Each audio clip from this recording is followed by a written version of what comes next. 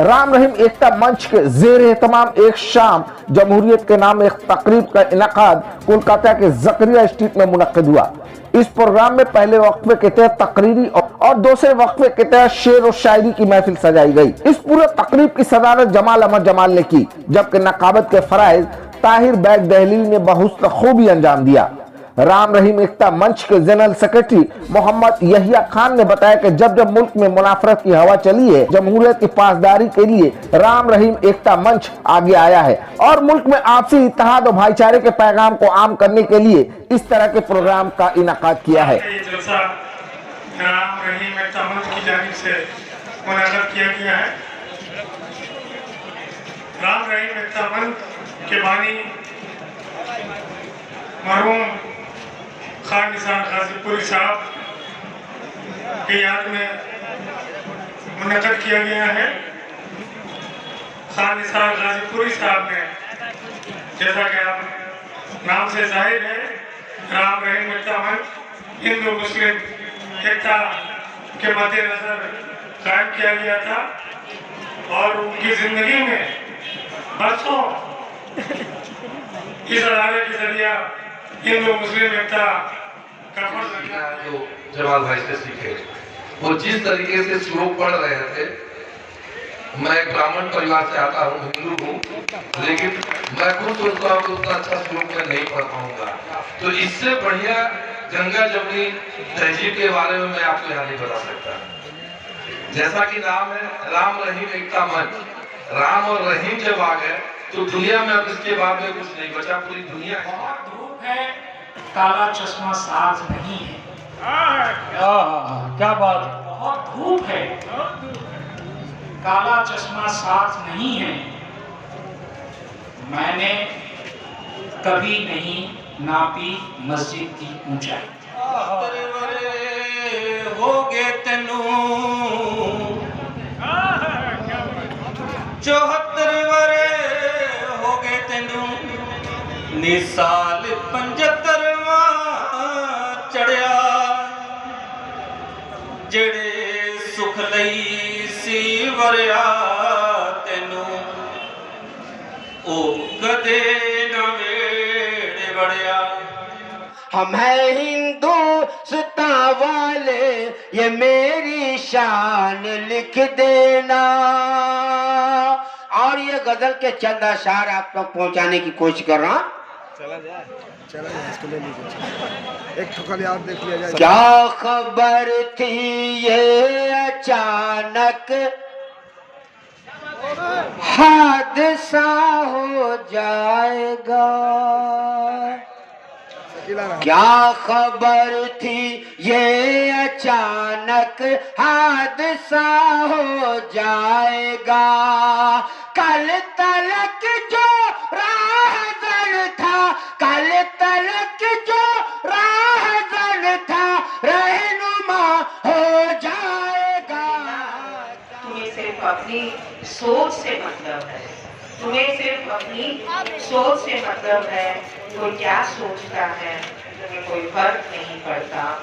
कोई क्या सोचता है तुम्हें कोई फर्क नहीं पड़ता।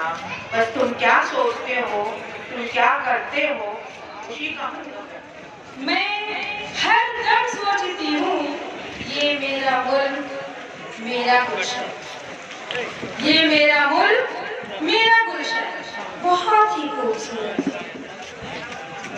दरिया नदी समुंदर पहाड़, दरिया नदी समंदर पहाड़, यहाँ के प्यारे मौसम बहुत ही खूबसूरत। वार्ता आप देख रहे हैं, ये एक मंच पर हर मजहब के लोग एक साथ, क्या मैसेज रहेगा यहाँ? मैसेज है जो समाज को जोड़ने का काम करता है वो राम रहीम के साथ है, वो जो तोड़ने का काम करता है वो राम रहीम से दूर है। मैं एक हिंदू हूँ, मेरा नाम महेश कुमार शर्मा है, कोसी गोत्र है मेरा। लेकिन र से राम होता है, र से रहीम होता है, और कोई मजहब किसी को अलग नहीं करता। और आप ये देखिए, हर शरीर के अंदर रक्त है जिसकी कोई जाति नहीं है, इसलिए समाज हर तरफ से एक है। लेकिन कुछ राजनीतिक के नेता हैं जो समाज को जाति के हिसाब से बांटना चाहते हैं। वो कुछ समय के लिए है, लेकिन कुछ समय ऐसा आएगा राम रहीम एक ही हैं एक रहेंगे, हम भी एक हैं, एक रहेंगे। और जलसे में मुकर्रीन जो है वो सभी मजहब के हों, वो बहुत ज़रूरी है। यहाँ पे थे 2-3 लोग थे, तो इस तरह का प्रोग्राम ज्वाइंट होने से इसका असर पड़ता है। हमारे निसार गाजीपुरी साहब ये मेरा ख्याल से 30-35 साल पहले राम रहीम एकता मंच बनाए थे, उसमें हम भी थे उसके साथ, और उनका दिल बहुत बड़ा था और बड़ा दिल से ही रहना चाहिए आदमी।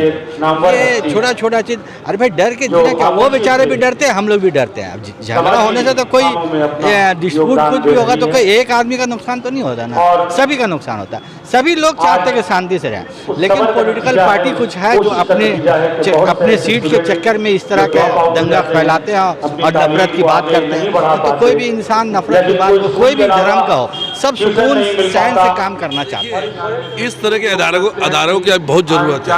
राम रहीम एकता मंच जो लोगों को ये दर्शाता है कि हम सब एक हैं, और ये बताना बहुत ज़रूरी है, क्योंकि अभी की जो सियासत हालात है हमारे देश की, लोगों को बांटने की चेष्टा की जा रही है, चाहे राम के नाम पे, चाहे रहीम के नाम पे। और उस समय यदि इस तरह का अदालगा यदि गली गली मोहल्ले मोहल्ले जाकर अपने एकता को दिखाता है, दर्शाता है, तो इससे लोगों में एकजुटता आएगी।